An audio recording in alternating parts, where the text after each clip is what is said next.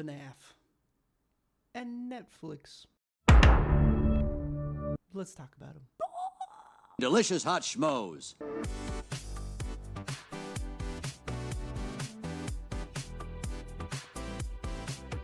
I went and watched FNAF 2. FNAF 2, the second one. And as somebody who never played the FNAF games... Come on now, dog. Come on, man. But enjoyed the first FNAF movie. This honestly was, unfortunately, one of the biggest letdowns for a movie that I have seen in a while. There's like I don't know what it is, but in the industry of sequels, it's like 80% of sequels are just not good. What did he say? Especially compared to the original films, right? There's just so many examples of a second film just not like grabbing the same heart and soul that the original did, but they still produce it anyway. And that's how I felt with FNAF 2. It genuinely felt, this is the way that I've described it to all of my friends who've asked me about it, is it felt like an hour and a half of just cheeky jump scares. New face filters on Instagram today. This is my favorite one so far. For then a subpar, rushed, conclusion and a little tease for a third movie. I'm sad to say it, but this movie was not very good. I've decided that I want to die. So, I honestly, unless you are a huge FNAF fan, probably not worth a watch. At least not until it comes to streaming. And I don't say that very often. Because usually I'm a big proprietor of go see movies in the theater to experience them. But I don't think this one was worth it. Why? Because there are so many other movies in the theater right now that you could go see that are phenomenal. Predator Badlands was amazing. I've heard great things about Now You See Me, Now You Don't. Still haven't seen it because I'm an idiot. And Zootopia 2 just came out. That supposedly is fairly decent. And, here in a couple weeks, we've got Avatar 2, and there's a SpongeBob movie coming out. There's a bunch of other movies that are probably going to be way more enjoyable to see than Five Nights at Freddy's 2. So, those are my thoughts on Five Nights at Freddy's. Sorry to break any hearts, but not sorry to tell you the truth. Know your fucking place, trash. Fucking robots. And as everybody else, I'm sure, has said, seen, and heard about, Netflix has made another big move this week. Last week, they released Stranger Things Season 5, Episodes 1 through 4, which were phenomenal. Go watch those. This week, they've done two things, actually. Number one is they released a Diddy documentary with just unseen footage and new things to just showcase from Diddy and his life outside of prison. Why you bully me? And it has become the number one most watched thing on Netflix, which is pretty crazy, but not surprising because Netflix is home to three things. They're home to Stranger Things, bunch of just crappy, just no nonsense TV shows and documentaries about murder suspects, and now I guess people like Diddy. So, not surprising, but I haven't seen it, so can't say if it's good or not.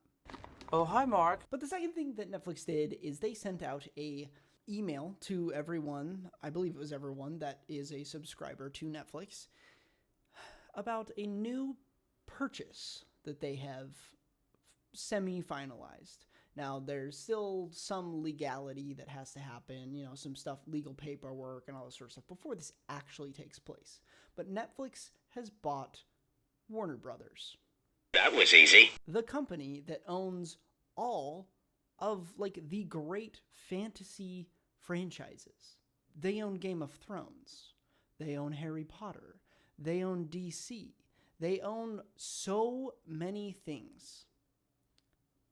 And they have produced some of the greatest TV shows and movies ever. The Minecraft movie from earlier this year is a Warner Brothers project. All of the Harry Potter movies, Warner Brother projects. Every single DC film is technically a Warner Brothers project. Now, under the subsidiary DC, but this is kind of a big deal for a number of different reasons. Netflix is not really a studio that produces movies for the theater. They don't produce cinema, typically.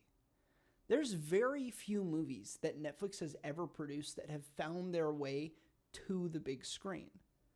I've seen 2 movies that I know of that were produced by Netflix on the big screen. Most recently, K-pop Demon Hunters, which they only released because they realized that it was such a big hit. Yeah, this plane's trashed. Okay, let's do this. They figure, might as well throw our hat in the ring and see if it'll make any money in the box office. And it did. And the other movie was Red Notice from like years ago, like during the COVID era where things weren't really going on. But Netflix doesn't produce cinema. So this is a really interesting move because a couple of things could happen because of this purchase. The number one thing that could happen, which I hope happens, is that Netflix now has an in to be able to produce cinema and honestly save the industry.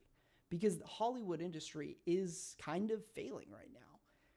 And so Netflix, with their infinite amount of money, hopefully can keep Warner Brothers and their subsidiaries producing quality projects that continue to make money, but also push the boundaries of cinema and keep us just like purely entertained in the best ways possible. Ideally, that's what happens. But it's Netflix. Netflix is not known for doing that. Netflix is known for producing content. I'm not even going to call it good all the time. There are some great shows on Netflix and some good movies that are produced by Netflix. But Netflix doesn't produce all of that quality compared to companies, honestly, like HBO. HBO has produced some of my favorite content ever. Now, that also being said, so has Netflix, as far as a TV show is concerned. But Netflix has never produced a movie that I have enjoyed. Warner Brothers, on the other hand, has produced like so many movies that I love. And I'm worried that the second thing that could happen is what's going to happen. And that is Netflix buying this company, this pillar of the industry, and essentially shutting them down. Closing the doors to cinema and producing movies underneath those names for themselves and for their streaming platforms.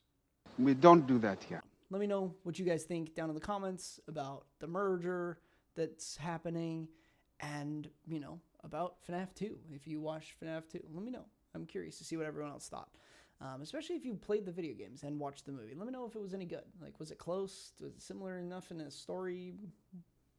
Because I don't know. I just watch the movies. Regardless of what Netflix does, I don't think there's a single thing that they could ever do to produce something as bad as Tombstone. Worst movie in the world. Never seen it. Never will. Peace. My time has come. Delicious hot schmoes.